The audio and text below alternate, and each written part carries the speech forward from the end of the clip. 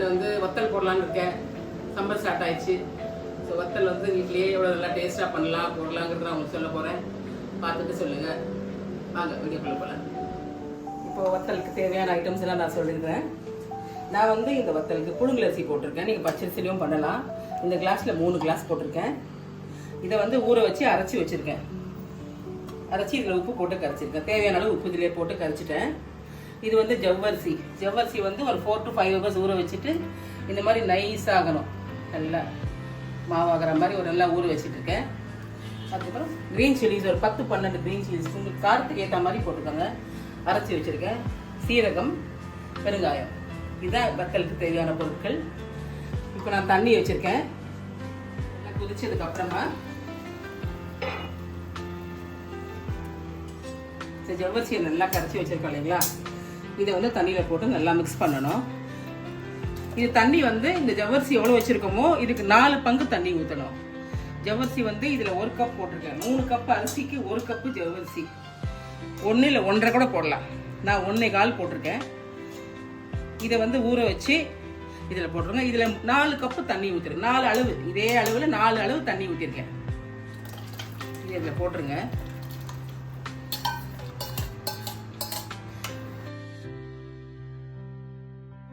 நல்லா கொதிச்சு நல்லா வேக வச்சு வெந்ததுக்கப்புறமா இதை அப்படியே கரையும். அந்த அளவுக்கு நல்லா கரைஞ்சதுக்கப்புறம் இந்த அரைச்ச மாவு போட்டு கலரணும். இந்த பச்சை மிளகாவை அரைச்சதை இதில் ஊற்றி கலக்கிடுங்க. இதில் ஆல்ரெடி நான் உப்பு போட்டு கலக்கிட்டேன். நல்லா கலக்கிடுங்க.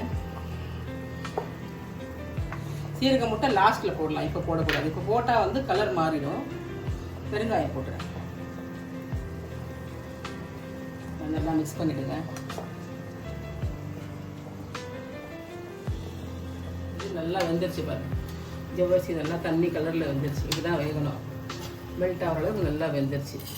இப்போ இந்த ஸ்டேஜில் நம்ம அதை மாவை ஊற்றி கலருவோம். தீ கொஞ்சம் குறைச்சிடுங்க. தீ குறைச்சிட்டு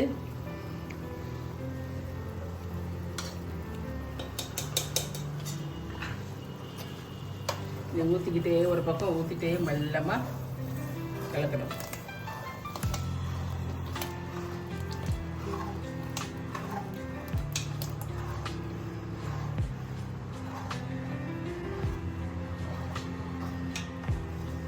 கலர்றது மட்டும் தான் ஒரு 5 minutes கலரிட்டே இருக்கணும். நல்லா அப்போ அடி பிடிக்காத மாதிரி கலரிட்டே இருக்கணும்.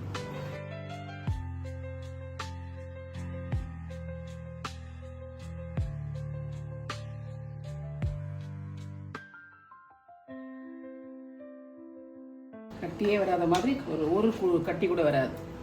அந்த அளவு கலரணும். உங்களுக்கு கொஞ்சம் கலர கஷ்டமாக இருந்தால் கரண்டிக்கு பதில்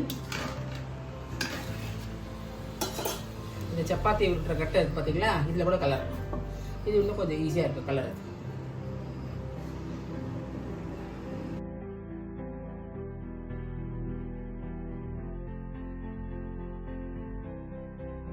இந்த ஸ்டேஜில் சீரகம் போட்டுருணும்.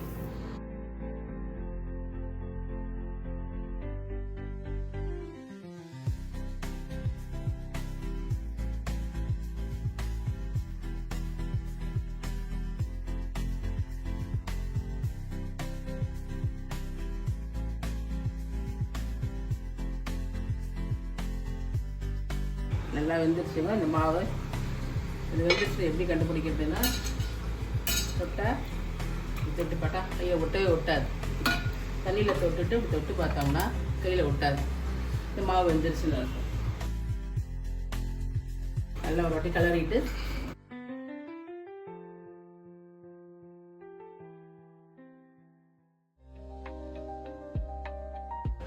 இந்த மாவு நல்லா ஆற வச்சுட்டு ஒரு 1 hour பொறுத்து முறுக்குடலை போட்டு மேலே பொழிஞ்சிடலாம். வத்தல் மாவு ரெடி.